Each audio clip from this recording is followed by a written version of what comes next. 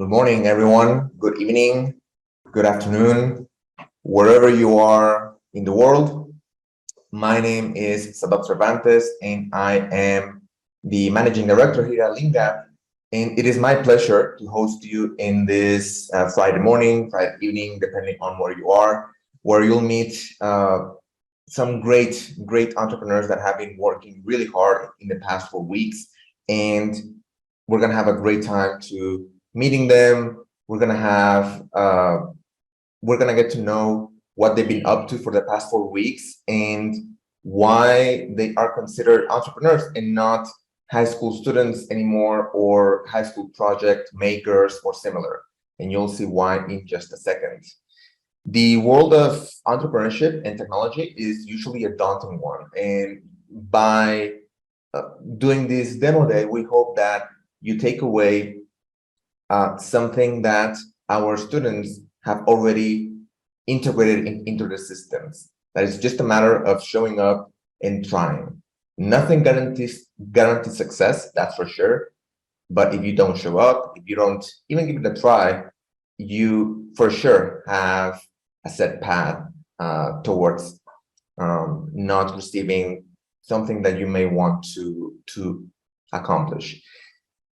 We definitely don't advertise Leangap as a fun summer program because the students go through all the stages like regular adults like you and me would go through, like frustration, anxiety, sadness, anger, frustration again toward themselves, towards their classmates, towards their clients even. And it's important to remember that that's just how life is. And we at Leangap, we pride ourselves in being a protocol for the real world. For our students, getting their first job is not going to be as anxiety-inducing. Going to college is no longer going to be a harsh experience because they have now expanded their context and broken out of the bubble that usually surrounds most teenagers in the current school system. So I'm gonna share my screen just so that you can have more context as to what Leangap is, what we do, and all of that. Give me 1 second. So I want to welcome you to Leangap 2022. It's been a long journey. Every year we get around 1,200 applications from more than 20 countries. And out of those 1,200 applications, we select around 60 to 80, depending on the applications themselves. And this year we selected 70. Only 70 students out of those 1,200 applications are here with us today. And it doesn't mean that they are the brightest ones or the most intelligent or the highest IQ or the highest GPA or similar. Because entrepreneurship is not just knowing about business or having experience with coding. Entrepreneurship is also about grit, about resilience. We've had students that they are here because they are the leaders of their dance team. They are here because they play competitive sports. They are here because they like to build stuff rather than just sell it or for profit or similar. And that is entrepreneurship. Entrepreneurship is having the initiative to do what most people won't do. It's very difficult to take the lead of a competitive dance team, competitive sports team, to make something and launch it into the wild. It requires a lot of resilience. And that's really what we are looking for. And all of our students here that you'll meet, all of them are resilient, have grit, and the necessary courage to be entrepreneurs. It's been a long journey. We started in 2015. We started doing in-person programs because there was no pandemic back then. And it's been such a rewarding journey every year, meeting students from all over the world, amazing students, and just sharing with them what we know, what we've been through, and walking besides them in this difficult but very rewarding journey of becoming an entrepreneur. Leangap prides itself in being the only program in the entire world, the only entrepreneurship program that has mentors that are entrepreneurs themselves. We have walked the path that they are about to embark in. And it's because of that that Leangap has very classes that are very small in size, and why the program is so powerful. And that's also why we can't scale. Unfortunately, I can't clone the rest of the mentors. We can't clone ourselves, but the small work that we do is only equally indirectly important. It's incredibly, I can't explain it with words, but the comments that we get from our students, from the parents and similar, is just, we are always at a loss of words, and we are so grateful to have the opportunity to be around such amazing students. And now it's a turn for the class of the early summer of 2022. Before we start, I'm gonna introduce you to our amazing judges. Again, I want to thank all the judges for being here. I hope that you know the impact that you're about to have in these teenagers' lives, and for that, we're forever grateful. The first judge is Kristen Chen. She is the former CEO of TopGG, which is the largest search and discovery platform for Discord, with millions of users each month. She is also the former director of product management at SoundCloud, and she's had prior management roles at Pinterest, Twitch, and LinkedIn. Thank you very much, Kristen, for sharing 1 hour, 2 hours of your morning with us. Next is Paul Zumbrun. He is the current Chief Information Officer at Clover Health, which is one of the largest healthcare contractors to the US government, listed in the NASDAQ.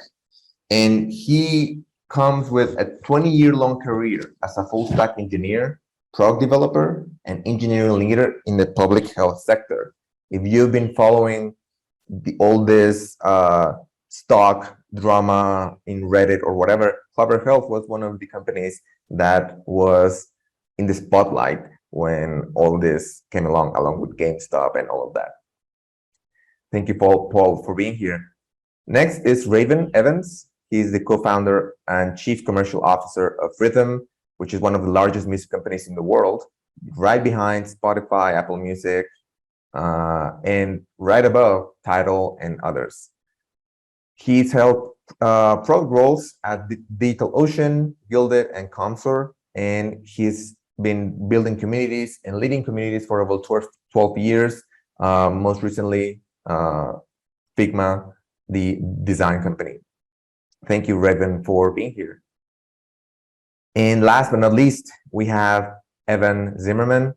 He's the founder of Jovano, a venture capital firm, and he has invested in several unicorns already and continues investing through his venture capital firm. If you're not familiar with the term unicorn, we call that a company unicorn when they have reached a valuation of over $1 billion. He's the co-founder of Mighty Mug. You might know him for that. He's the co-founder of Mighty Mug, and he has sold millions of units in 23 countries already. The Mighty Mug, the mug that doesn't tip, and he has licensed that technology to other companies that create similar mugs, but he is the OG creator of that technology. He is now the CEO of Drift Biotechnologies, a startup making cloud microbial genomic software. Thank you very much, Evan, for being here as well. Now, without further ado, I am going to bring the judges in. There we go. Hello, judges.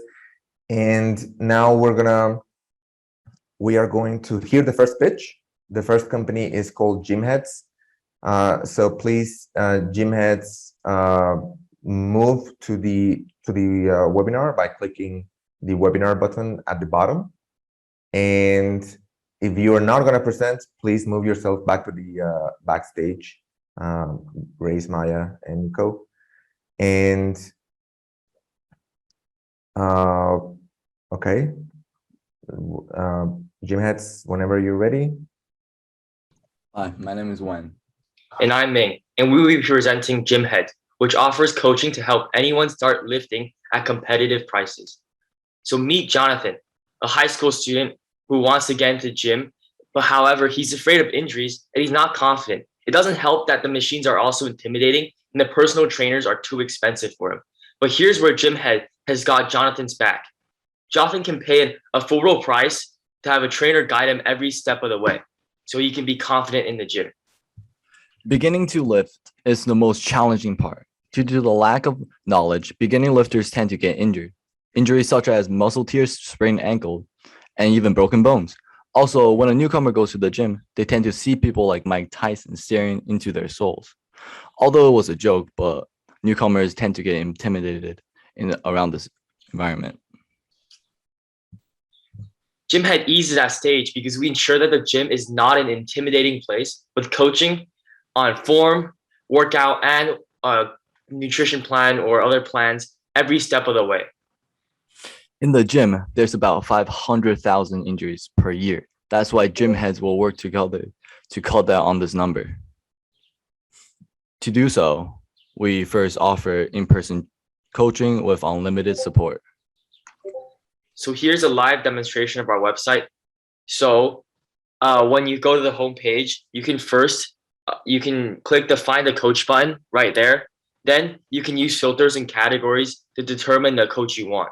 These include gender, type of lifter, and region. And once you've settled on a coach, you can find the information below. As you can see on screen now, you can find the information. Then you can click the Book Session button. This will take you to a registration form where you can fill out the registration form and pay through the PayPal below, and you're good to go. And so Gymhead is part of a booming market right now. The personal trainer industry is worth $13 billion with an impressive growth rate of $559 million annually. And through expansion into the East Coast, we believe we can capture $10 million in this market. And so in this industry, the largest advantage Gymhead has over our competitors is cost. We offer our services at a fixed price of $20, while the average cost of fitness trainer is $40 to $70. Now, our business model is also simple. We take 25% on every booking. Our coaches earn $15 per session while we take 5, and customers can book through 1, 5, or 10 lesson packages. And guess what? On our first day of launch, we have already 4 coach listed with multiple interests. And in the long term, we seek to increase to 200 users in current areas of New England by 2022. Next, we'll conquer the entire East Coast by the end of 2023, partnering with local gyms to allow more traction. And by the summer of 2024, we seek to have 10,000 lifters coached. So, why us? Because we're passionate. We, the founders of Gymheads, Jim, Ming, Jenner, and myself, were once beginner lifters too. We face the same problems that we're trying to solve. We just want everyone, regardless of their body and their backgrounds, to be successful. That's why we're seeking $20,000 in funding. $10,000 will be allocated in marketing, $6,000 will be allocated in product development, and $4,000 in operations. So, what do you say? Let's start lifting together. Thank you very much, Gymheads. So what's going to happen now is the judges will have around 3 minutes to ask questions, and they're going to ask the questions just as if they were hearing a regular pitch from adults like you and me, because that's the type of projects and the maturity of the projects that they have built during the past 4 weeks. Now, the questions are going to be hard. They're going to be just like any other questions that they would ask normally in their regular lives to see if they will join that particular company, invest in that particular company, or recommend that particular company. After every single pitch, we will have these 3 minutes of questioning. And after all pitches have gone, which is 6 pitches, then the judges will meet in the backstage to discuss 2 things. One, which one was the best delivery, the best pitch, not counting the traction or reach or anything similar, just the best delivery. And second, which one is, in their opinion, the most outstanding company, not in comparison to the other companies that we see here, because Leangap is not a competition. We all work together to be the best company that we can build in these 4 weeks. So they will choose a company that within their own means, within the industry that that company is in, and in the context of knowing that they've only had 4 weeks to build it, that's how they will choose one outstanding company, not in comparison to the others, just an absolute rating. Okay, so now I will open the mic to the judges if you want to ask questions.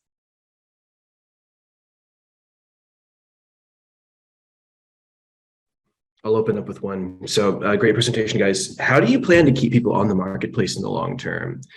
One challenge the marketplaces tend to have is that people will use the marketplace to get an initial introduction and then move forward on an informal basis off the platform. So I assume you have a plan where the platform begins to add value and keep people going through it, so you're still getting that $5 each hour. How are you going to handle that? So in the future, we want to also be able to partner with gyms and also gym equipment, such as, like, for example, a weightlifting belt or wrist wraps or different equipment they can use. So when they are on board with us, with these kind of products that they can kind of get from us, we hope to keep them as long-term customers through partnerships, because they can get like gyms memberships, for example, instead of having to pay outside. Is this currently live? Like, are people using this? Yeah, we've had interest forms to sign up, and they just need to pay to have their lessons. So we do have interest right now. So follow-up question to that, who are you finding is more difficult to sign up? Because when you have these marketplaces, oftentimes the supply is actually more expensive than the demand. And so when you have your marketing budget, you actually oftentimes have to allocate more than half of it to getting, in this case, it would be the trainers. Right. So is your question like, where do we get our trainers? Is that the question? No, it's, are you finding initially that the trainers are harder to get on board, or the people who need training? I think personally, the trainers is not the difficult part to get on board, because there are a lot of like lifters who are experienced enough to coach. So it's really easy to reach out there. For example, personally, I am experienced enough and I'm listed as a coach, as well as a lot of high school athletes, college athletes are also very, very experienced and qualified to coach as well, to be listed on our website. So it is the easier part to get. When it comes to like your prices relative to normal training, how do you retain coaches when, you know, they can get better rates working directly with a gym or on their own services? Probably because our coaches are kind of experienced lifters, but they're not like certified. Like, there are certified personal trainers who charge like $40, $70. But we believe that right now what's happening in the gym is that a lot of people are seeking advice from like not amateur but experienced lifters who aren't exactly certified, but they're still providing advice that's getting people somewhere in the gym. So these people can't like charge $40, $70 compared to other personal trainers, because they don't have like a degree or a certificate, but they're still good enough to coach. That's why they come to us, because we're like their only option in terms of trying to get paid. So if they're not certified, how do you deal with the issue of liability? Because someone's going to get hurt. Yeah, actually, I wanted to hop on that question. That was one of my big ones, kind of, right. One of the big problems you were saying you want to solve is injuries. And so I was curious about, how you're dealing with liability, and also how you're vetting these coaches, especially if they're not certified. Oh, there's going to be even more injuries if there's no coach guiding them, like the beginner lifters. So that's the one thing, is that more beginner lifters are going to get hurt if they don't have this kind of guidance provided. And while injuries are inevitable, when you have like a coach, like even if they aren't certified, the coaches we ask, they have tons of lifting experience. For example, they've had their own journeys through like intensive training and through fixing their form and hours of research and gaining all this knowledge, then perfecting their own craft in the gym, lifting really heavy. Then they can apply everything they've learned to teach their student, because the coaches probably have gone through their own injuries. So we know personally, I have been injured as well. So we all know like how to work towards preventing these injuries. So the amount of knowledge that our coaches possess will be enough to kind of help prevent, or at least try to prevent, these injuries from occurring. Another question on, so from my limited knowledge on, I worked with a couple personal trainers in different gyms, and in many gyms, they require you to only work with their trainers on staff. I was curious about how you're going to approach partnering with local gyms, or how that might work on the monetization side if the gym is going to be taking a cut of those fees. Or how do you plan to get around those challenges? Right. So currently, we are focused on offering, our coaches offer their coaching at the gyms that can, like, you can bring a guest in, for example. That's like the solution we're using right now. But moving forward with partnerships, and like the gym taking cut, I think that what we'll do is definitely we will, because these coaches, like personal trainers, well, I think what we will do moving forward is that we will make sure that one second, for these gyms to take a pay cut, I think we'll work through that, because we can tell them that we can work to give a % of our profit to them when a coach session happens at a partner gym, for example. So instead of taking $5, we might give a portion of that to the gym. So you sort of are imagining that the majority of the working out is going to be at the gym, right? It's not going to be like home gyms or something. Yeah, but our coaches, they will list the places where they coach. For example, if a coach has a home gym, then it's also fine for the client to come to the coach's gym.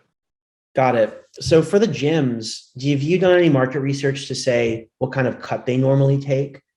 So I assume they would, if you want to partner with them, take a cut from the trainer as well as a cut from you, right? Right. Yeah, I have not taken a look at that. Great. Any final questions? One final question, maybe? Great. Thank you very much, Gymheads. And let's welcome the second team. Second team, please move yourselves to the main stage. Hi, my name is Sabbath. And I'm Nishan, and we are representing Ludis, bringing kids the magic of sports. Meet Sarah. Sarah is in elementary school and is extremely passionate about soccer, but unfortunately her mother lost her job and is no longer able to afford Sarah's soccer lessons. This leaves Sarah distraught. Unfortunately, there are many kids like Sarah who can't afford sports lessons due to financial constraints.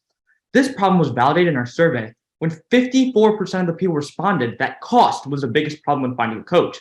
The second biggest problem was that they couldn't find coaches in their area. This is where Ludis comes into play. Ludis provides accessibility to affordable coaching to all kids.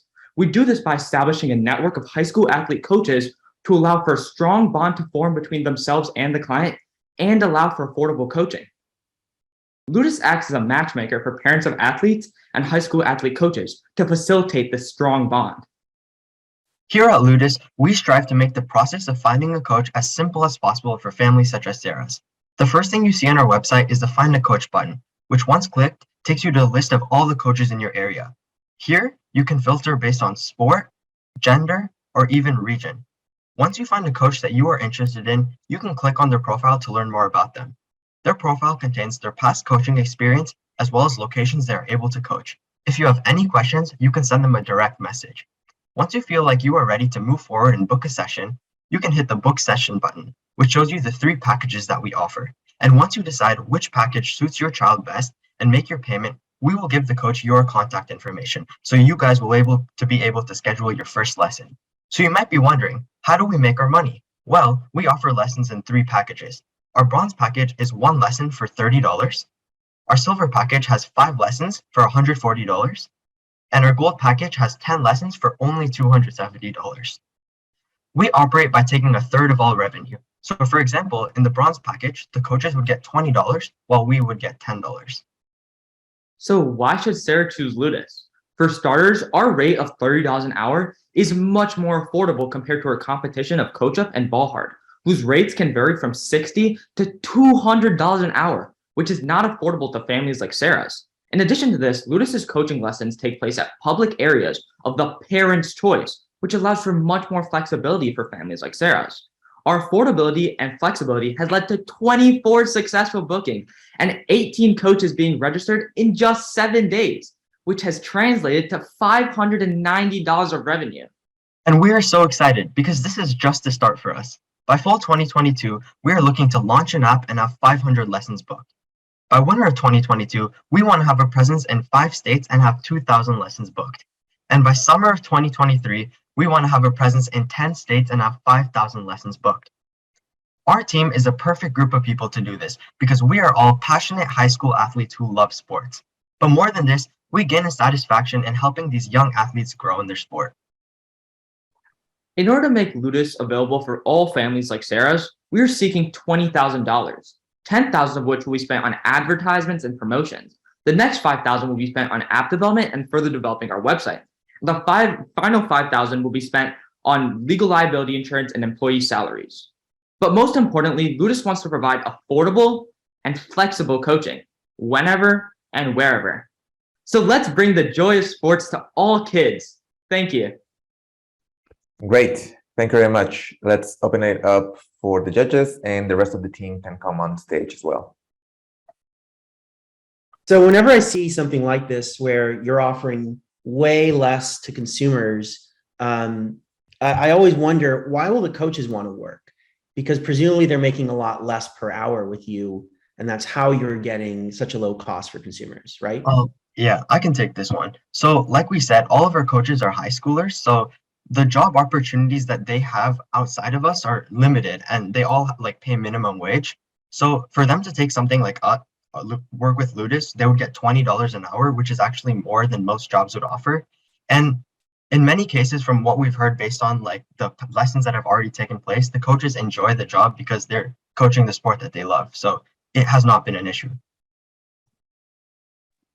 Given that the coaches are high schoolers and that the participants, the customers here are also presumably high schoolers or even younger, how are you thinking about safety on the platform and making sure that the platform isn't kind of exploited for, any manner of nefarious use case? I'll take this question. So in addition to the letters of recommendation and interviews we require for the coaches, we also make sure that, for starters, we encourage certification for our coaches, and we require these letters of recommendations at interviews. And also one thing that we found for younger kids, which is who our target market is, we find that parents usually stay for the lessons. So we really have not had any problems with this, and we don't foresee any problems with this. With a lot of platforms like these, what safeguards do you have for kind of this coaching or interaction moving off of your platform? Let's say the parents match with a great coach and then they decide, okay, let's continue this, but we don't necessarily want to give the fee anymore to Ludis. I'll take this question again. So listed in our terms of service, we make it specified that coaches are not able to conduct transactions with customers off of our website.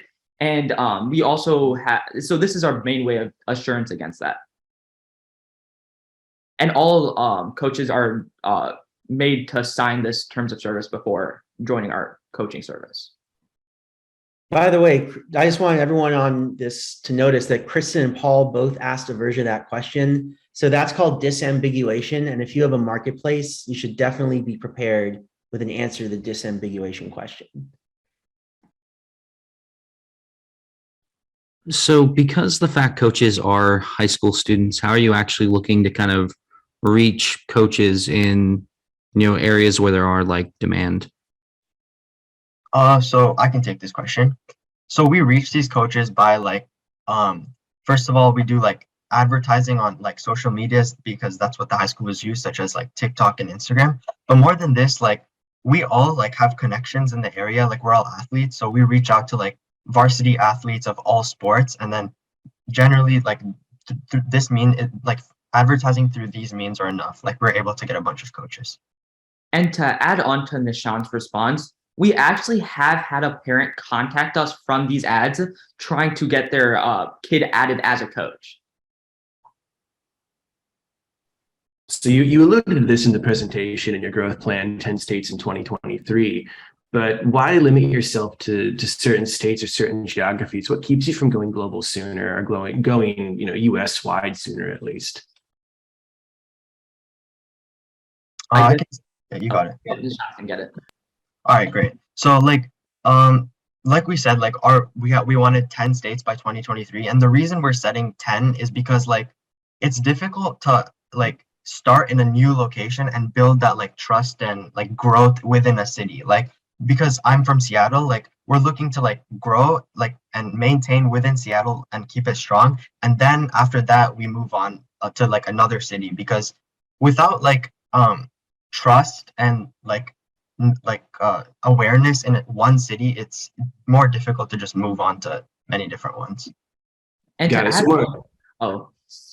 sorry. And to add on to Nishan's response, we found that through market research, it's more beneficial to build a strong stronghold in one area before expanding, because that actually makes marketing in other areas faster. Great, thanks. Is esports going to be part of this? And if so, how will that be the same or different than physical sports?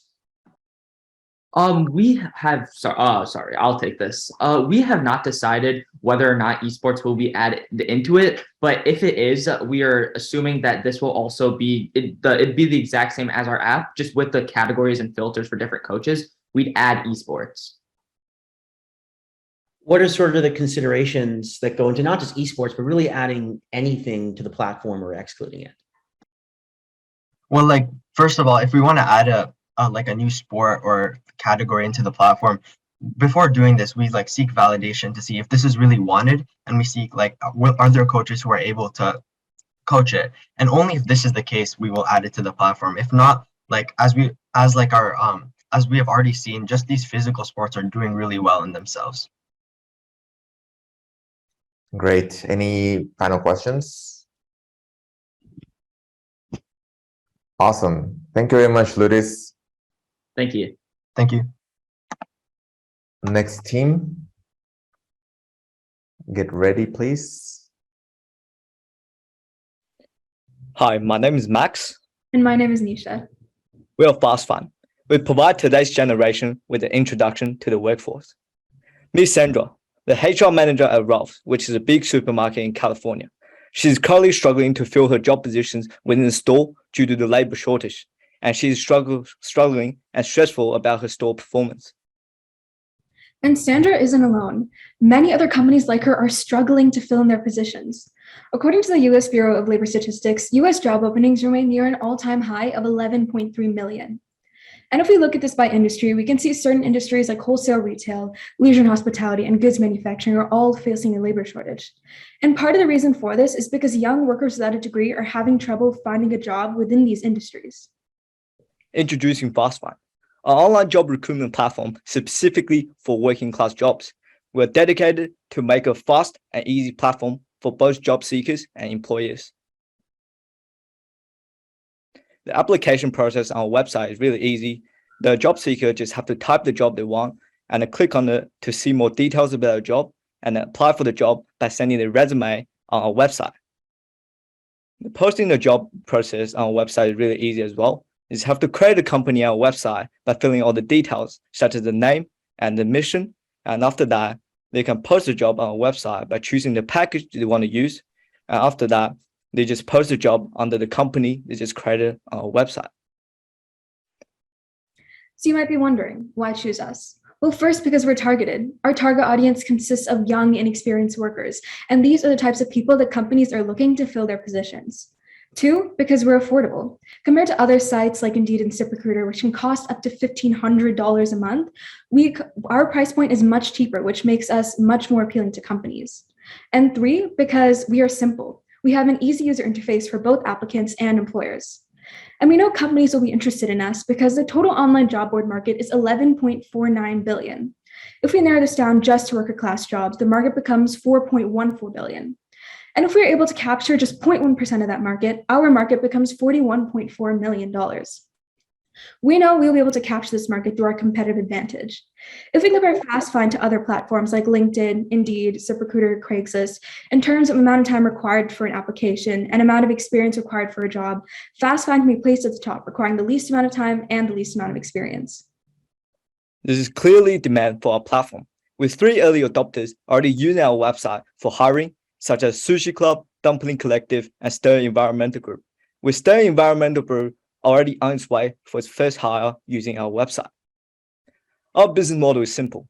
The first job listing will be free to gain the trust of the companies, and after that, we charge $25 per 30-day listing. We have very ambitious goal for our future growth. In winter 2022, we wish to have 50 successful hires locally. By winter 2023, we wish to partner with 500 companies around the US. And our ultimate goal in winter 2025, we want to expand to the entire US market. In order to achieve this, we're seeking $25,000 in funding. We wish to spend $10K in marketing, such as doing social media ads and also getting pressed to get the recognition we need in the industry. We also seek $10,000 for web development, such as useful to build new features and also develop a more user-friendly interface. We also want to hire more talent in our team. That's why we're using $5,000 in the operations part. Our team is the right team to do this because we are all young people ourselves and are part of our target audience, so we can cater our product in order to meet their needs. Nico is our web designer, Vihan is our web developer, Oliver is our product manager, and Max and myself work in marketing. Ultimately, FastFind helps people like Sandra fill in their open positions in a cost-effective manner through our targeted audience and our simple, easy-to-use interface. Thank you, and let's help workers without a degree find a job today. Great, thank you. And now let's open it up for questions. So 2 metrics that I guess these decision maker or HR decision makers assess when they're looking at these sort of talent systems are cost per hire and then time per hire. Do you have those metrics available for your platform, and what do those look like in comparison to other platforms that focus on kind of these more blue collar worker class jobs? Okay, I think we got data for cost per hire. So as I mentioned, for Stir Environmental Group, we already got 7 applications for the job. And this is done through Facebook advertising. And we had around near $100 budget. And also our cost per click is around like $1. So that means we in a $100 budget, we're able to get 7 applications for 1 job. So when you're, go ahead. I was just going to continue, just answering how long it took in order to get that. I think it took us around 2 days, and they're already on their way to hiring their first candidate. I was just going to ask, what differentiates this? Because a big challenge that a lot of the job marketplaces have is that at the end of the day, there's, there are a bunch of job seekers, they all apply on multiple platforms. And so there's not much that makes them very different. And so their pricing power goes down. So they may end up being a business that's successful, but that pricing pressure from a lack of differentiation makes it so that their profits aren't super high. So what makes this really differentiated so that you can maintain that pricing power? Right. So compared to other sites like Indeed and ZipRecruiter, our application is much shorter. So that makes our site much more appealing to candidates since they don't have to spend as much time on their application.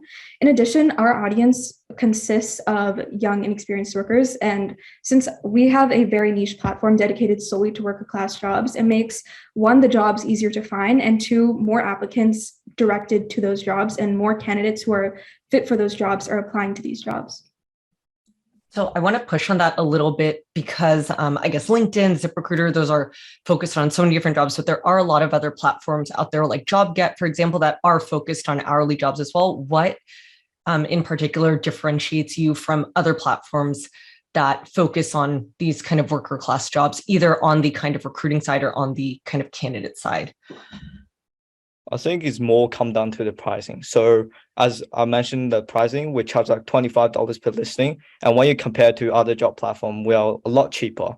And also because we are just starting out, so for the first company who's listed on our website, we'll get like more exposure. So that's one of the maybe differentiation we have with other job platforms.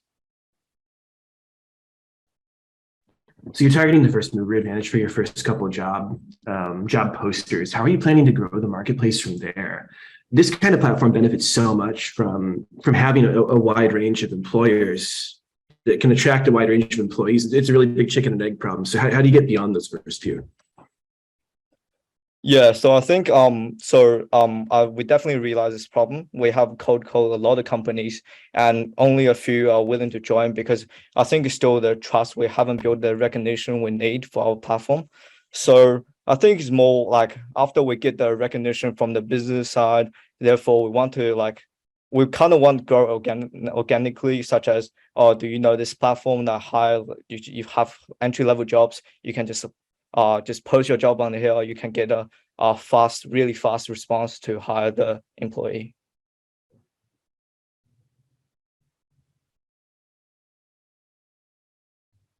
So with the blue collar jobs, there have been some really cool startups in recent years, like Landed, that have tried different things like video resumes.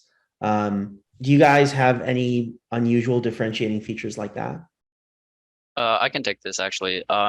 So we do have a locally in-app messaging service. So let's say we know that many applicants and many companies might be overwhelmed by, let's say, like a lot of emails and stuff.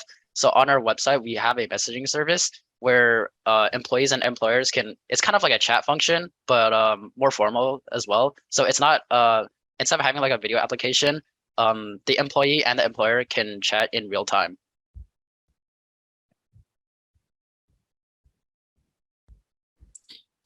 When it comes to like acquiring companies and individuals that are applying for jobs, how exactly are you trying to reach people at the moment? I think you mentioned cold calling earlier. Yeah. So we did try cold calling. We called companies in Bay Area mostly. Most of them are not either like we are having trouble with like the manager not there, and some of them not hiring. So I think it's more about the trust issues. So after cold calling, that'll be probably the start for us to really gain the first few companies to list on our website. And after that, we're thinking because we build the credibility, we can go to the next business and be like, okay, so this is our website. We already have this company listed on our website. So therefore, it's a legit business. You can trust us. And in order to build more credibility in the industry, therefore to expand. That's how we're thinking about it for the business side.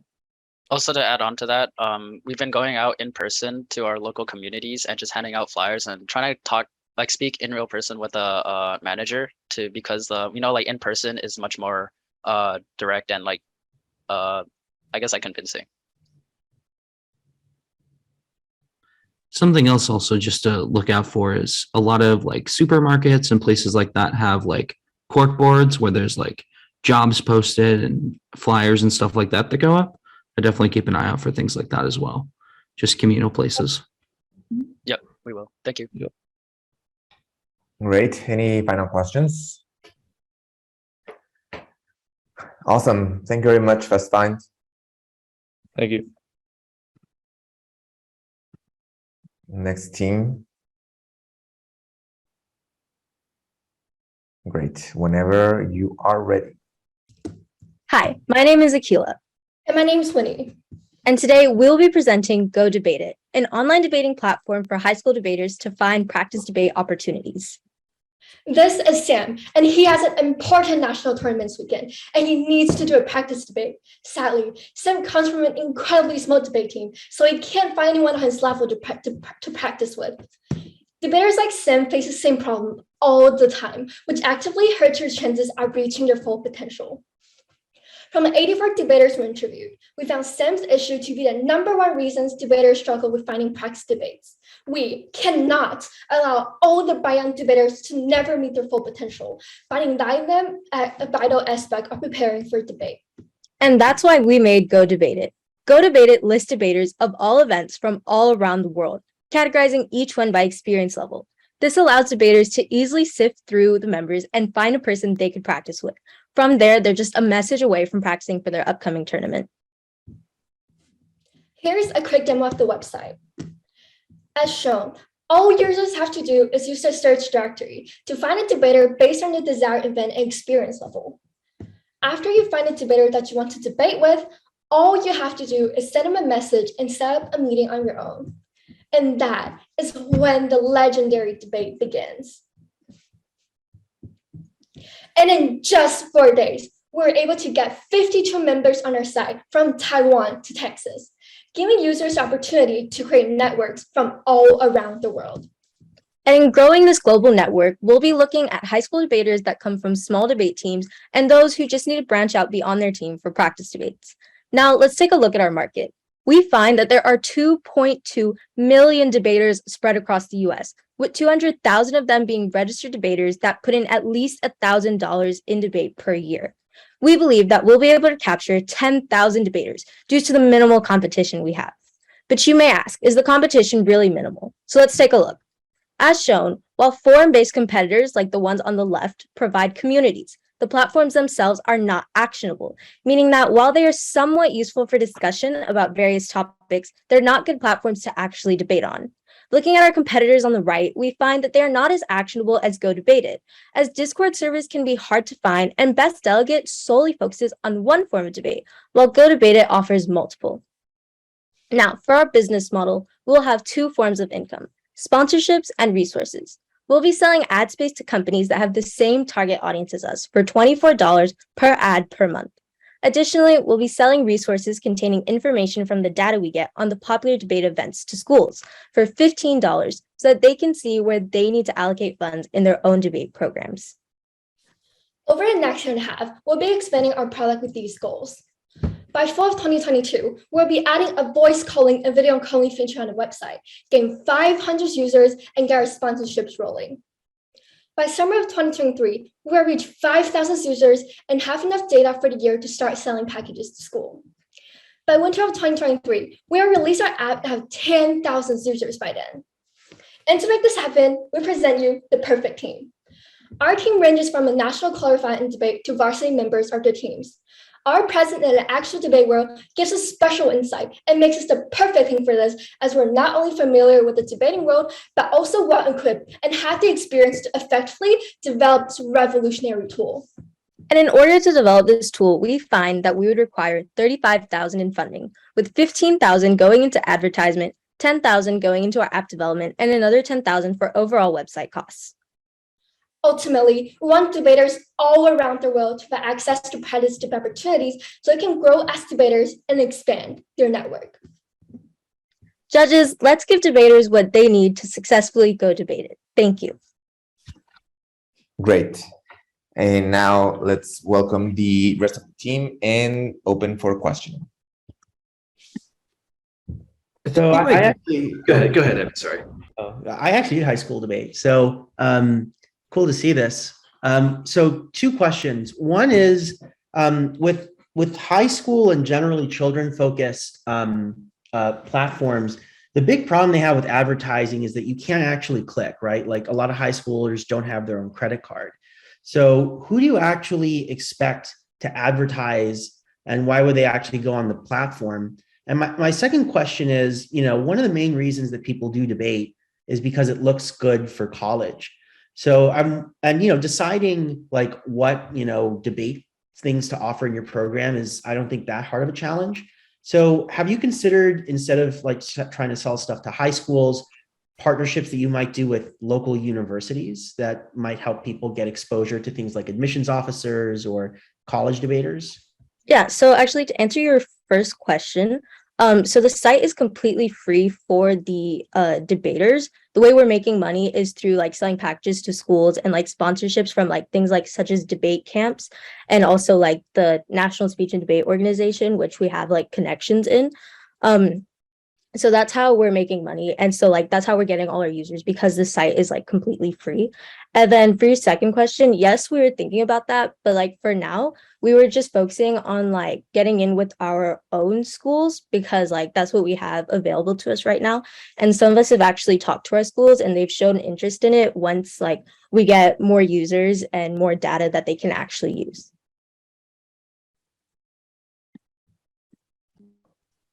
So I think my biggest question for you all is about your total addressable market, and ultimately the kind of revenue cap that you're going to run into at some point here. I think you mentioned 200,000 debaters as your expected market.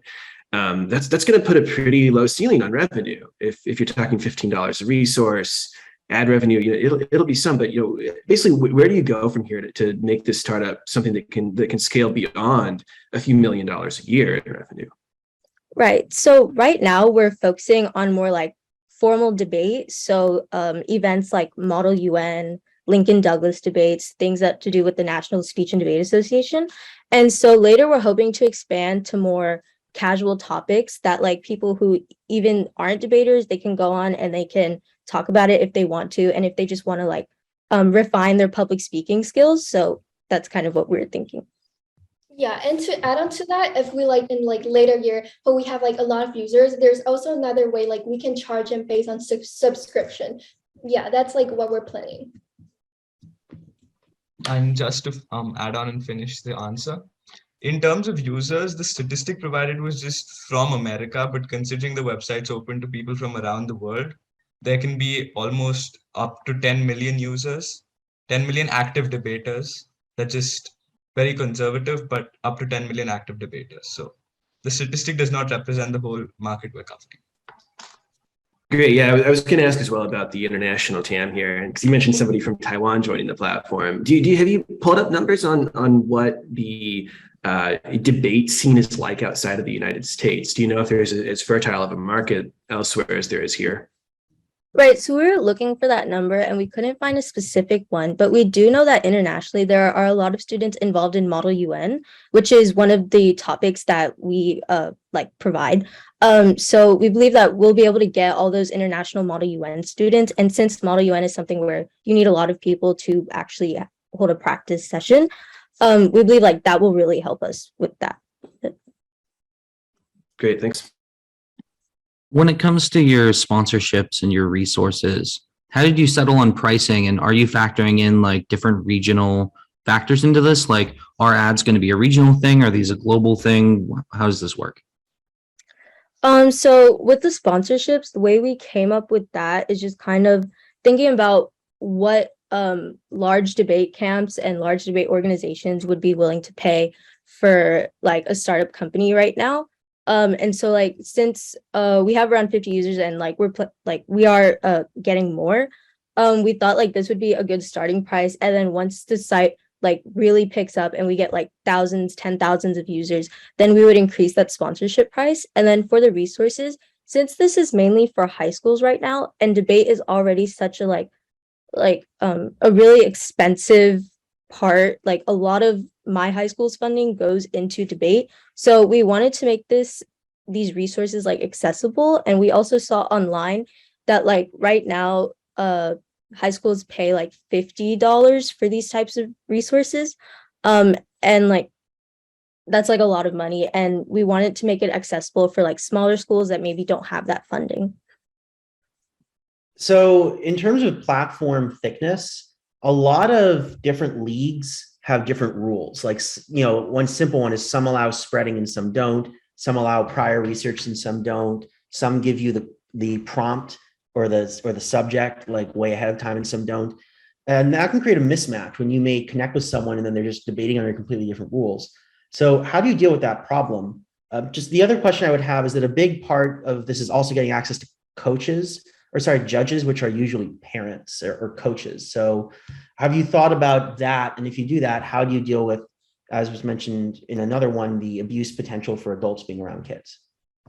So to answer your first question, actually, when users input their information, they can choose between like national speech and debate, tournament of champions, like things that they've qualified in so that they can match with people. Yeah. so they can match with people who are on the same goals, kind of. Because yeah. And so I'm sorry, could you repeat your second question? It was that since a lot of the coaches and judges are parents, it seems to me like you can include those too. Are you planning on doing that? And if you do, anytime you have kids and adults on the same platform, there's an abuse risk. So how do you deal with that? Right. So we're actually deciding to not have judges on the platform right now, because the main thing with practice debates is like learning from each other, right? So you can give each other constructive feedback, like a lot of people do in a lot of schools, because there's not always a judge available. Sometimes you just have to do it, and then you can actually get really good feedback off of that. So we didn't think it was necessary to have judges and adults on the platform. And we also realized that there would be a risk with that. So we decided against it.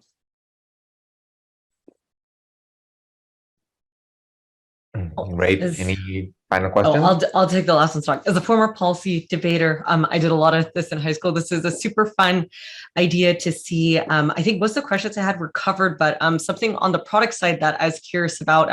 Are you planning on doing a little bit of innovation around kind of the matching or pairing system? I think there could be a lot of, I guess, opportunity there, whether it's experience level, debate event, or I guess different goals. And then another comment, I think Evan had brought up kind of universities. I do remember a lot of colleges specifically targeting students who did debate, in terms of advertising, et cetera. So those could be really interesting kind of sponsorship or advertising partners as well.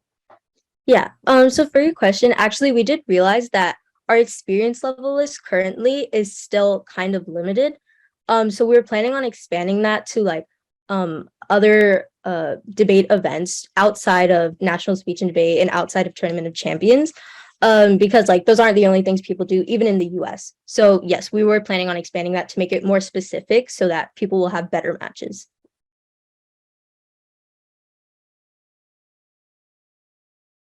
Great. Thank you very much. Thank you. Go debate it. Now let's welcome the next team. Great. Whenever you guys are ready. Hi, my name is Sharvani. And my name is Grace. And today we're going to be presenting to you Quill, an all-in-one journaling app. Meet Emma. She's a high school senior dealing with stress from school, college applications, or much more. She needs a way to organize her thoughts in order to prevent more stress from happening. The problem that Emma is facing was reflected in our validation when we studied our target market of Gen Z. And most of them said that they didn't have a consistent method to organize their thoughts that was also engaging. So this is where Quill comes in. We have a unique journaling experience with many features ranging from text, video, audio, drawing, as well as daily notifications to keep users consistent. Here's a quick product demonstration to walk you through how our mobile app looks. So here's a quick sign-in page, viewing some entries, viewing your prompts, and just navigating our bottom bar. Here's how to change the email associated with your account and change your username. And we're going to do a demonstration of how to write a quick entry. Here is the title of the entry. Here's how to enter some text. And here's how to add some audio to the entry. You can also be able to add some image or video to your entry, as demonstrated right here. And you can also add a drawing. We've already been able to reach many users with over 65 journal entries on our app. In fact, this is Marseille, one of our users, and she spends time every day writing journal entries in Quill. The market for Quill is going to be huge. Mental health is booming right now. The mental health industry is valued at around $300 billion. And with Gen Z in this industry, it's about $70 billion. So we measured that Quill's serviceable obtainable market would be about $7 billion. So we do have many competitors, but where Quill stands out is its affordability, as well as its diversity in journaling methods. Quill allows users to express themselves in a variety of different ways. Our current business model is going to be business to consumer as a mobile app that we demonstrated targeting the Gen Z audience. We're going to do this through the free model, which includes just typing and typing journaling and being able to add a picture, and then adding on our premium model, which gives users access to audio and video journaling. Yeah, so our premium model is priced at $2.99 per month and $29.99 per year. Our plan for future growth changes up our business model a little bit. By 2022, we just aim to have 500 active users and a fully developed mobile app. But by 2023, we want to develop a web app so people can access Quill on different devices. And additionally, we want to start going B2B by partnering with 10 schools and institutions in order for Quill to be used as a mental health resource. In 2024, we aim to have 5,000 active users for our mobile app and expand to 30 schools and institutions in regards to our B2B plan. To do this, we need a passionate and dedicated team with prior experience with mental health. Sharvani and Maya focus on design and marketing, Trey focuses on app development, Arissa and I focus on social media, and Brian focuses on outreach. In order to achieve these goals, we are asking for a total of $45,000. $20,000 would go towards app development, $15,000 would go towards marketing and running ads and social media marketing, and $10,000 would go towards operations, including website maintenance and employee salaries. Quill solves the problem of a lack of an all-in-one journaling app with this user-friendly app. This is curated by a passionate team who cares about mental health and Quill. So thank you, and start taking control of your wellness today with Quill. Thank you. Now let's welcome the rest of the team and let's open it up for questioning. So the main thing that I know I personally, and I've seen other apps like this struggle with, are really like forming the habits of using this frequently. So what have you guys kind of thought about in terms of like unique gamification to make this something that people actually come back to, you know, daily or weekly or whatever? Yeah, so I can take this one. We are going to do a couple of different things. So one is definitely notifications. We already have a notification system in place. So reminding the users in the morning, throughout the day. And then another thing we're going to do is we're going to have a calendar. If you have journaled on a day, it'll show a little circle to indicate that you've journaled. So if you don't journal on a day, it won't look consistent. And for a lot of people, that bothers them, so they will go and journal. Another thing we're going to do is include things like streaks and how many days you've journaled, how many days you've journaled consistently. A lot of people like to look at that, and seeing that you have journaled every single day consistently for like 100 days is something super impressive. So those are a couple things that we definitely want to incorporate into our app just to keep people coming back.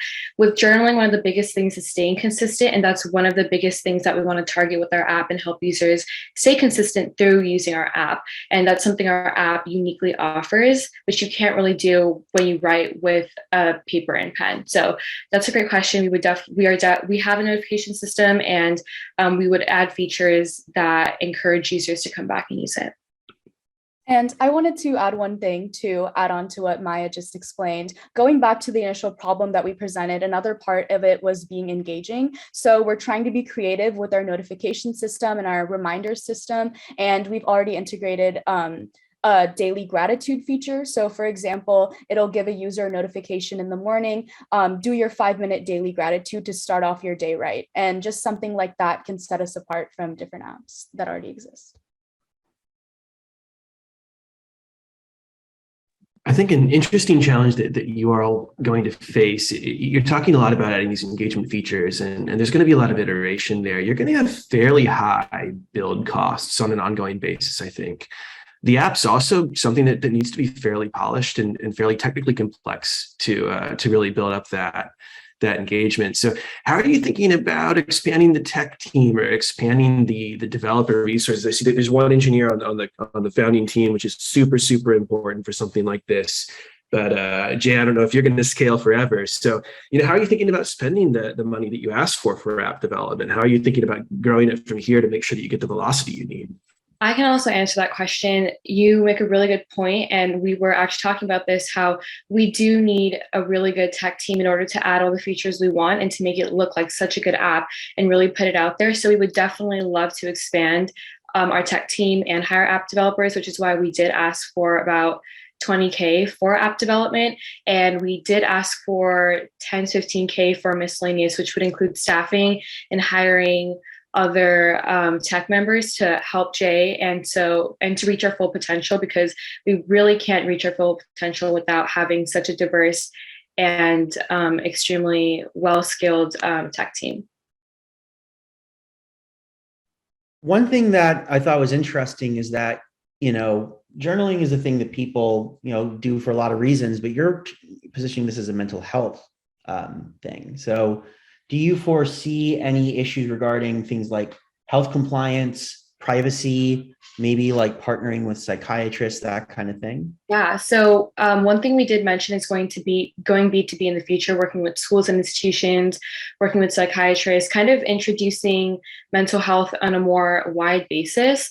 So one thing that is a concern is privacy. And as an app, we do want to respect the privacy of individuals journaling to the best ability possible. Journaling is a very private thing. People do it to keep their private thoughts in one place. So while we say that, and while we always want to respect that, we would have a code to detect trigger words. We really want to target people's mental health. So we would look at those trigger words and see what they are, and kind of look at the context of it and see how it was used. For example, on a school basis, if this was the issue where we sell this app to schools and students use it to better their mental health, and they did have some trigger word, we would go in there, see the context of it, and if it's still an issue or if it seems concerning, we would report it to the school. So there would be a privacy policy, and we would make sure that every user is comfortable with our policy. We do want to respect the privacy of users to our best ability. We also want to make sure that we are doing things to make sure that people that are using our app are safe and are mentally well.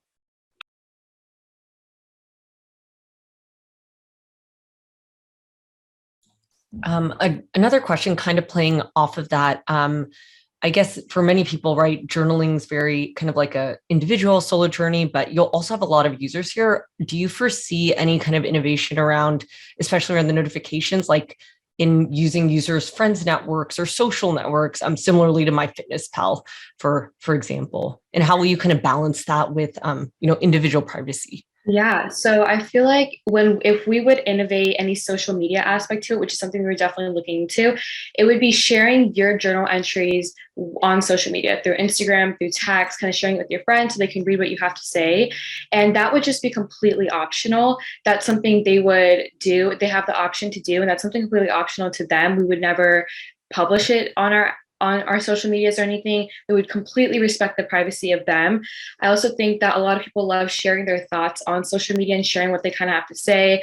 A lot of people like posting their journals on social media. So I think that's really important to include in our app, where people can share our thoughts and connect with other people on their own social medias and network with people that use our app on like a community basis. But we would do, when we do that, we would do everything we can to protect the privacy of the individual who's using our app beyond what they want to share.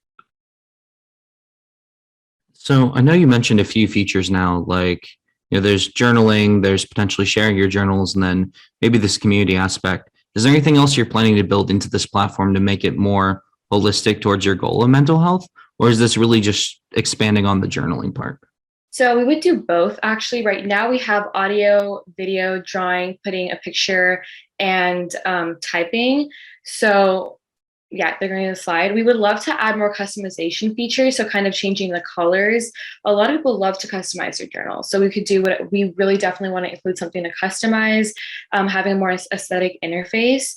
And then we would also love to incorporate more breathing, meditation, mental health exercises, maybe even a section. I know many apps have sections where there are blog posts or information posts from experts in that industry for whatever app they're selling. So we would definitely have that, maybe like a section where mental health experts, psychiatrists can basically give their advice on current topics, maybe anxiety, how to deal with anxiety, videos. We would definitely love to go that route. We all are so passionate about mental health. We want to make sure that our app is doing whatever we can to help people with their mental health while giving them the best journaling experience possible.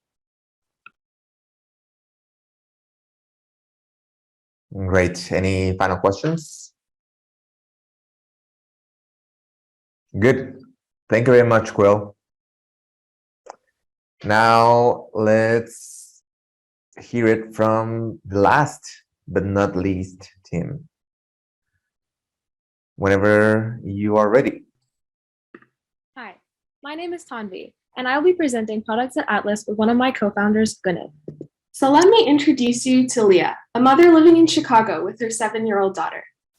Her local grocery store never has any healthy snacks, and like millions of parents, she's worried that the lack of proper nutrients will cause detriments to her daughter's health. And in fact, researchers have found that over 67% of American kids' diet consists of ultra-processed foods. Products at Atlas changes that. We are a marketplace aimed to bring the healthiest, kid-friendly products. Our platform supports small businesses by putting their kid-friendly products onto our website. We do the marketing and reach out to customers to attract traffic. There, parents can buy these products confidently. And after a parent buys the product, our company takes a small commission, and then we send the order information straight to the vendor. As a customer, receiving your product is quite simple. After you place your order, the vendor verifies and ships the product to you. And we've already onboarded 3 amazing vendors who agree with our journey, and we have a dozen more vendors to come. So let's talk about why us. First, we have a centralized platform with all of our goods that are easy to purchase. Second, we provide only the best products for your child, free of any modifications, preservatives, and chemicals. Third, we encourage small businesses to take part in our digital tool and to be exposed to a larger market. So what does our business plan look like? The first step is that we connect and reach out to non-produce selling vendors at farmers markets. This is our niche. Secondly, we have curated a super simple form where vendors can upload their product info. And thirdly, customers can purchase from our website at any given time.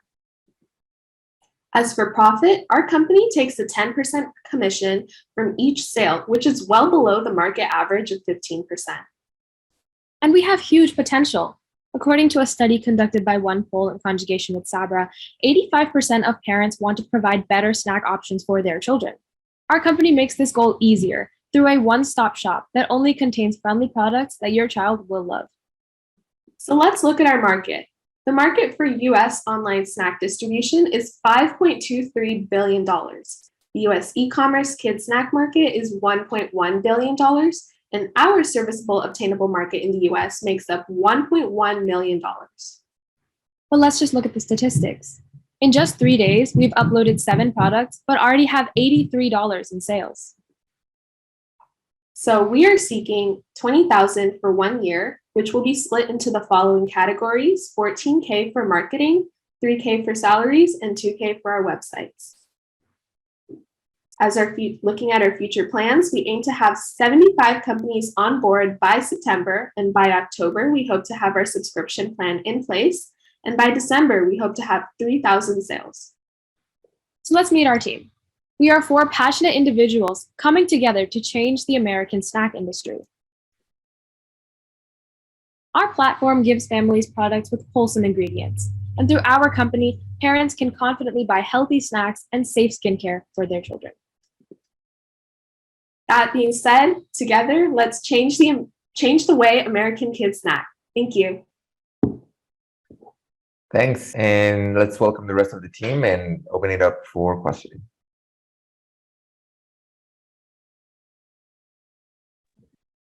So a question I had right off the bat is, you're asking for $2,000 for a website, which is not a lot of money to build something credible, useful, that can kind of meet the needs of a marketplace like this. So really curious what you're thinking there, what your tech platform is that lets you keep the build costs so low while actually delivering this product. I can answer that. So we're using Shopify as our base platform. And we have a basic plan, which means we only need to pay about $29 a month to keep it running. So it's a no-code website generally. So all we need is just $29 a month to keep it running, and then we're good to go. Are you taking on the inventory risk of holding these products? No, the vendors ship out and verify the orders. So are you making a cut through like an affiliate fee, basically? Yes. So we take a 10% commission rate from them, and then they do the shipping of their product. Okay. So this is dependent though on partnerships with other brands, right? So how do you actually determine who is good or bad for kids? And there are different ages where different things might be better. And what if you have a brand where they make some products that are healthy and some products that aren't? Yeah, so that's a great question. For every brand, we go through a very thorough vetting process. So we look at their socials, we look at their website, and we look at what other people have to say about them to find the best products and the best brands out there to suit the needs for these children. And a lot of these brands are already popular local favorites. So that is to say, a lot of people within their small region already trust them a lot. What we're doing is we're expanding that to a global scale. And some brands may have some products that are fit for children and some products may not be. In this scenario, we only put the products that are fit for children onto our marketplace because we want, again, to find the best products for them. Follow-up question there. I saw, you're mentioning both snacks and then also potentially skincare in the future. Are you working with any health experts or nutritionists that specialize in nutrition for kids, or also, estheticians or dermatologists that specialize here? And I guess I'm curious to dig in a bit more about how you're kind of vetting these products with the experts. I think as of now, we're not working with nutritionists or dermatologists or anything like that, but that is something we plan to do in the future. I think that's a really great idea, and it's always good to see what experts have to say about these products. So for something like this, that word disintermediation comes up again. I understand why I might use this marketplace to learn, which snacks or companies are better. But once I've looked and I know that brand X is good, why won't I just go to their website or Amazon or a bigger, company like Walmart that might also be selling it? Yeah, so that's a great concern. Since we are a centralized marketplace, that means that you can buy multiple products at once easily. If you go to their own platform, it takes a lot of time. And if you're going to buy multiple products, it actually takes more energy. So since we are centralized, it means that it's easier for you to purchase your products all together. And since we have the same listed price as the small business themselves, the change is that we are a centralized marketplace, and that's what incentivizes people to buy on our marketplace. Also, adding on to what Nicole said, a lot of these businesses and vendors that we have on board are typically small businesses and local businesses. So you won't be able to find them on kind of larger platforms or places like Walmart or Amazon. They're mainly just on our website. So then if they're all small and local and they're doing the inventory, just going in a different direction, how do you deal with consistency risk? Like, are they having to commit to do certain shipping rates and shipping times to be on your platform? Yes. So they have, they've already agreed to do it within a certain time frame. And then we've also told our customers that due to it being a small business, there might not be within a certain, it might not be within a certain time range. And most of our customers are okay with that. What about actual shipping logistics? If they're handling the shipping, but you could potentially order products from multiple different brands, how does that actually work for calculating and paying shipping?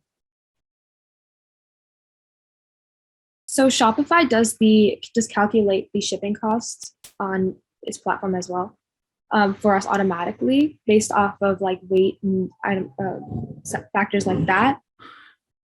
Yeah, but if you have let's say you're ordering products from 4 different companies, do you have to pay shipping 4 times to get the products from 4 different companies, all shipping to you?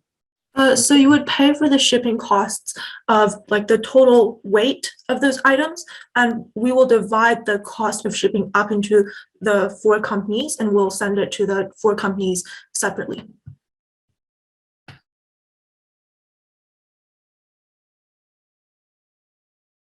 How are customers, I guess you want to purchase these snacks, discovering your website, or how are you acquiring those? It sounds like you're reaching out to vendors, one-on-one, or finding them at the farmer's market. But I was curious on, I guess, the parent side.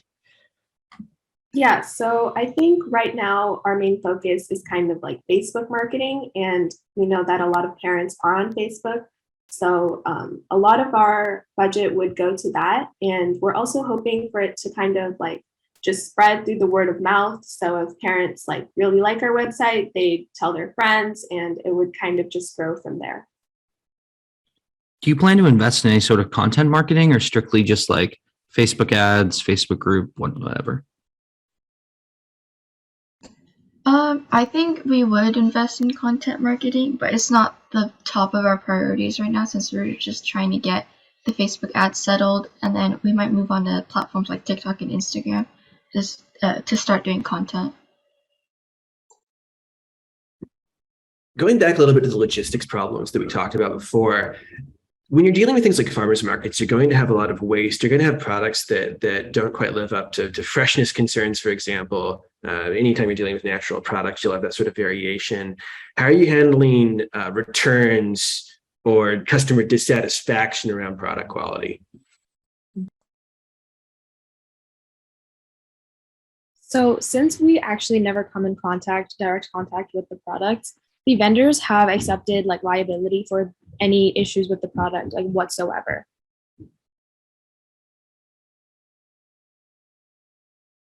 And then when it comes to returning the product would go straight back to the vendor. Great, thanks.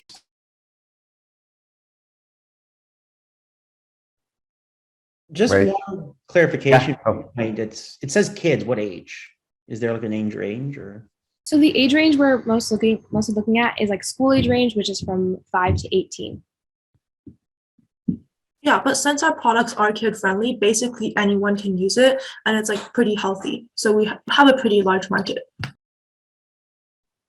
Around like, because that age range is fairly wide, is there going to be like specific like sections or categories or anything dedicated to specific age ranges where specific things might be more preferable for certain ages?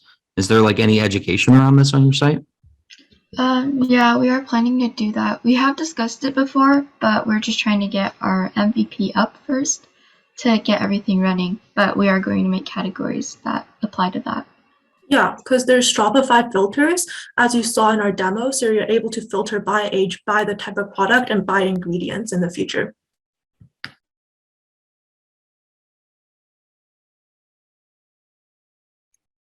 Great. Any final questions? Awesome. Thank you very much, Atlas. So what's going to happen now is the judges will meet in backstage. We will leave you here for just a moment. And the judges will take around 5 minutes to discuss between themselves as to which teams they deem into two categories. One is the best delivery, the best pitch, and two is the company that they consider the most outstanding, not in comparison to the rest of the teams that you saw, but in comparison to what the absolute performance of what they accomplished in 4 weeks within their industry. So we will do that now. Please, judges, there's a button below that says backstage. So if you can click that, and I will meet you backstage too.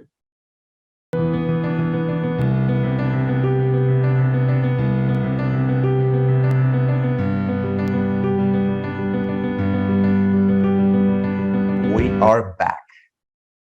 Now, thank you for waiting. It was a tough deliberating process because every team is great. Every team did great. And there's actually a tie.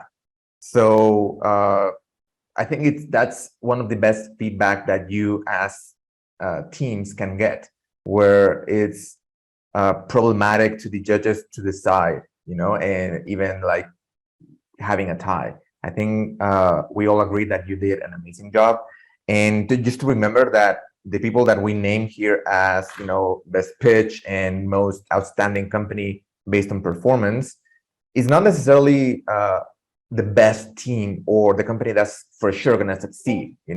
It's just based on the judges' experience, what they see in real life. That's their context. When people pitch to them for investing, for for advice or similar. And it doesn't necessarily mean that it's the best company or that you're for sure going to get a check or going to get 100,000 users or whatever. There's still work to be done, but this is just a small feedback, small encouragement that the judges want to give you. So I'm going to announce the three teams. There is a tie on the best pitch. The best pitch for Leangap 2022 early, the first one of the two, is GoDebateIt. The judges think that you did a really amazing job in explaining your company, explaining the pitch. You were very passionate about it, and it was just a very enjoyable experience to hear your pitch. You are tied with another company called Ludis. Ludis Coaching is also like one of the best pitches of 2022. The judges really enjoyed the flow, like how everything connected slide by slide, and how you really made a great story, the storytelling ability out of your whole pitch. So congratulations to both teams. And now for most outstanding company based on performance, based on potential, based on feasibility, and the context that the judges have for early summer of 2022 is Products at Atlas. Congratulations to Products at Atlas. And now I'm going to open up the mic for the judges to give some feedback to all teams, just general advice that I think is going to be very valuable to every team. So whenever you're ready, judges. I just want to say two things. First of all, you guys all did an amazing job. I was like really shocked that you guys all made so much progress in just 4 weeks. So I'm going to talk about just one weakness that I saw across all of the pitches, every single one. And then I'm going to say something that I think is important that actually is what tipped over Best Startup to Atlas. So the number one weakness for all of the startups that we saw is that the amount of money raised and the allocation of the budget was very unrealistic. So you were all asking for in the range of $20,000 plus or minus. That is absolutely too low. The reality is that won't even be enough to build your product, let alone market it. And the reason why this is important is that, number one, these are real companies and products you've built. And number two, in real life, one of the main places that pitches actually fall apart is that the plan isn't realistic and the budget is an enormous part of that plan. And for me personally, when I look at pitches, a lot of what I'm looking for is not just the specifics, but proof that you've done the research. Because I guarantee you that you know more about your company than I do. And so if I dig into your budget and that indicates that you haven't really researched, this is why this is going to cost this much, here's why I think this part's more important, that's a big place pitches fall apart. Now, one other thing that's really important to think about is that, at least in the line of work that we work in, we're looking for huge outcomes. So every single company here can be successful. However, for us, we're not just looking for, is it going to be successful, but which one, if it succeeds. So assuming everyone succeeds, who is most likely to actually be the biggest outcome? And so in the case of Atlas, the biggest reason that one ended up being the winner is that the idea of this marketplace for snacks for kids, it's this item that can be somewhat high dollar. There are so many kids, they're buying snacks all the time. It also, because of the nature of the vendors, has the least risk of disintermediation of all the marketplaces, which actually acts as a moat that makes it harder for someone like a Walmart to come in and steal your market. That's something that's super important, at least for me when I look at this. So I just want to make a note that all of your businesses have the potential to be successful and to be quite successful. But when we look at things, we're just trying to see not just can it be big, but which one can be the absolute biggest. I'll take Evan's point a little further there on growing the businesses long term. A lot of your pitches are for your businesses are for relatively niche areas. And that can be incredible to form a wedge, to get something going. But it does mean that you're going to hit a ceiling pretty quick. The TAMs can be pretty small. The revenue that you're doing can be pretty small. And investors are going to want to see those outsized returns, 100, 1,000 times on their investment. And so I think it's worth kind of considering where you go from there once you've saturated your initial market, your initial TAM. What do we do with the product from here becomes a really, really important question. How do you take the success that you've built in your core initial domain and start to pivot that into additional domains? How do you build an empire around it? You don't want to lose sight of the near-term goal. Don't get overly fixated on the vision, but definitely have the vision and definitely talk about the vision to VCs. I think that'll really carry some of these pitches into a much more compelling space for somebody who's about to hand you a big old sack of money with a dollar sign on it. I just want to jump on that to make one clarification, which is, it's for the types of businesses that attract venture capital. Like if you want to make like a dog collar business online, you could totally get to $500,000, $1 million of revenue and support yourself and 2 employees and have a very happy life. We're evaluating this from the perspective of like a tech venture capitalist, and they are looking for that 100,000x plus return. And you got to keep that in mind when you look at this audience. So just want to say thank you everyone for presenting to us. I was personally, this is my first time being a judge, and I was really blown away by the creativity and all the hard work you put in and all that progress in just 4 weeks. Some of you have apps, you have paying customers. It's really, really incredible. So really amazing work. As far as my advice goes, I'm actually going to pass on some advice that Aaron Petzer, the founder of Mint.com, gave to me, and then I'll dig into a little bit. So he was sharing with me a framework kind of for how he evaluates companies at these different types of pitches. And it's 4 steps. One is, does it solve a real problem? Will this problem exist 10 years from now? Second one is that in a big market? Can you really quantify the market? Third one is in a way that tech gives you a unfair competitive advantage. So kind of like, I think for VCs, right? Like they typically avoid like if things are manual businesses or consulting, or even if it's there, like your business really needs to scale without solely relying on people or human power. And I think that's one area where I would love to see a lot of the companies kind of dig in more, like as Evan was saying, like what is that moat? What's that unfair competitive advantage? And I think especially for marketplaces, that's something that, we're really digging into. And then fourth, last but not least, and it makes money. You should be 80% confident that it can make money. So it was really great to see how everyone is thinking about different kind of monetization plans so early. Because I've definitely seen some pitches you'd be surprised, or people, I'm like, wait, how does this make money? And you can tell that they haven't really thought that through. So just want to say again, really great job, everyone. And I'm so excited to see what you build and where you go. Yeah, I totally agree with all of that. Fantastic advice. The biggest things that stood out to me as someone that's like raised money from investors and has tried to scale companies is there's 2 like major things that I felt like were missing in a lot of the pitches. A lot of things were there and it was fantastic, but the first one comes down to compliance. So how exactly is this viable? What are the worries you have when it comes to like regulation and safety and making sure that the platforms you create don't cause harm accidentally, or don't put you in hot water with HIPAA or something like that, like with the journaling app, for example. And then the second thing comes down to marketing. There was a lot of kind of talking about like social and ads. Ads are great, but ads also aren't the most scalable thing unless you have as much money as, possible to throw at them. What other marketing strategies do you have to grow these things? How can you get out there in the world and grow without just relying on paid advertisements? Most people who see an ad don't want to click it. You're fighting against the tides of water here.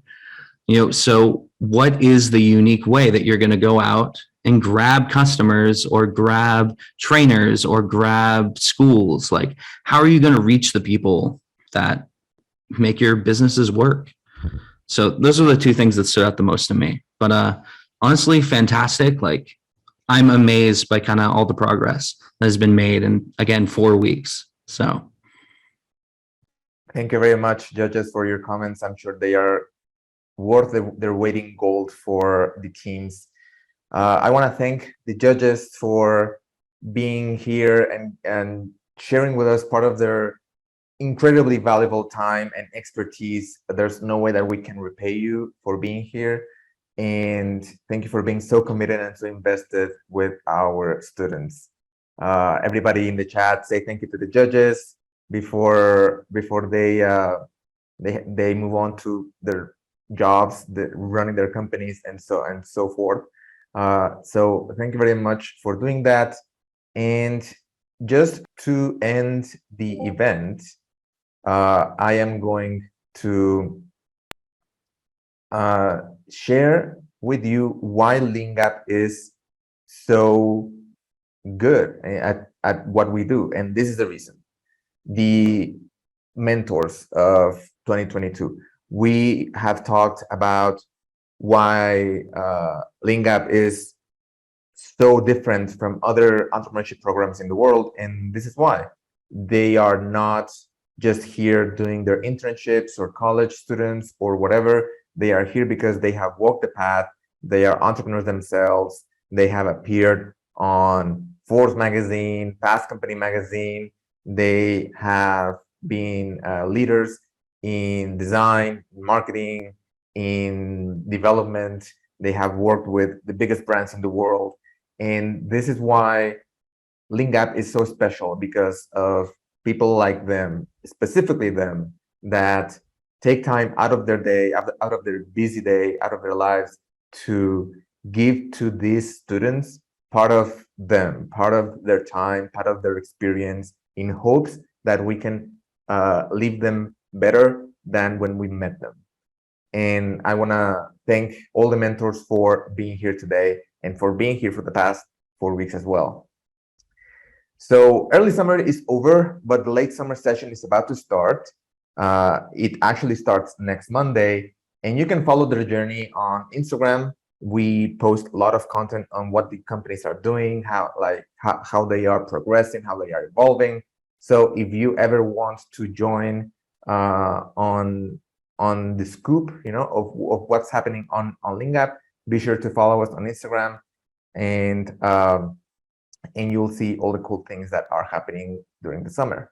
Now, you are invited to attend the late summer demo session as well. We're going to send invites soon, so we will expect you here. There's something, to wrap it up, there's something called the Forward Fund that we have here at Leangap. And it's basically, we give up to $5,000 for companies with significant traction that are still in operation after 6 months. This is kind of our way to kind of incentivize the teams to keep working on their idea, because it's not specifically that the idea is going to, become the next unicorn, but the learnings continue as you go on and as you continue to face real life with your company, with your customers, getting traction and all of that. So we really encourage you to keep going, to really take the learnings and the network that you got here and just expand even more on it. And we're always going to be your mentors. We're always going to be here for you. So definitely reach out should you have anything, that you want feedback on or direction. So thank you for being part of our community. Thank you for all the people that are here as guests, from maybe alumni, or you just wanted to see what Leangap was all about. For the students that are on the late session, maybe this is something to learn from. And I want to thank all of you for being here, the judges, the mentors, the students. You did all an amazing job. And make sure, if you're interested in Leangap, go to our website. There's more information there, and you can leave your interest for the next year, where we'll have hopefully an in-person program now and an online program as well. So thank you very much to everyone. Have a nice rest of your day, and we will see you soon.